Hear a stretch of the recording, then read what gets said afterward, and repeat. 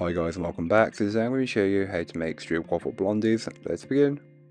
To get started on the recipe, you'll want to grab yourself a heat-proof bowl and place in your white chocolate chips, followed by the butter, then microwave this on a high heat and on 30-second intervals until it's melted. Whisk together until it looks somewhat like this.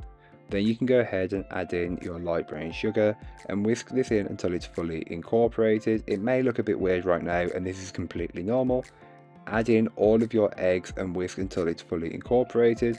The mixture should be a kind of golden brown colour, and that's what you're looking for, similar to what a Stroop waffle looks like.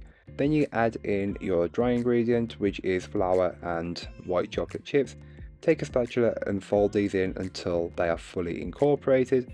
Being careful to not over mix the blondie batter, as you don't want it to be tough. You want it to just be the perfect consistency, so mix until you see no trace of an ingredient, then stop. Grab yourself a 9 by 9 inch lined square baking pan and transfer the mixture into there and spread and level it out. If it's not being super spready as normal, just spread and level it out as best as you possibly can, as this will help with the consistency of baking. I then found this spread in Lidl, which was a caramel spread, and I thought this would be perfect for this recipe, so took some, warmed it up in the microwave, and placed dollops on top just to, add a bit more of a caramel flavour. And I like a swirl on a blondie, what can I say?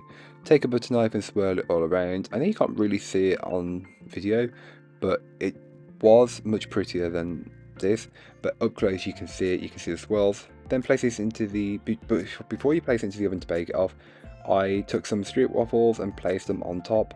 I had one pack left in my house, and that was not enough to add as many as I thought, so I just moved them about, rejigged it, and placed as many as I could on top. Here is what it looks like up close. You can then go ahead and place these into the oven and bake them off. Here is what they look like once they are baked and they are cooled. I like to place mine in the fridge and sort them the following day, just because when you place them in the fridge they help firm up and they become a little bit more dense, and it just makes it so much easier to slice up and makes them more enjoyable. Cut these into as many or as few pieces as you'd like. I went with 8 very generous portions, but feel free to slice them into as many or as few, as I said earlier on. Here's what it looks like up close. You've got that dense blondie, which has been made with light brown sugar, chocolate chips. You can't go wrong. So thank you so much for watching. I hope you enjoyed. If you did, don't forget to like, comment and subscribe for more from me, and I'll be back again very soon with another recipe, so join me then. In the meanwhile, don't forget to check out the description. There'll be a link to this recipe, a link to my blog, and links to all my social medias. But that's all for today. I hope you enjoyed. Bye guys.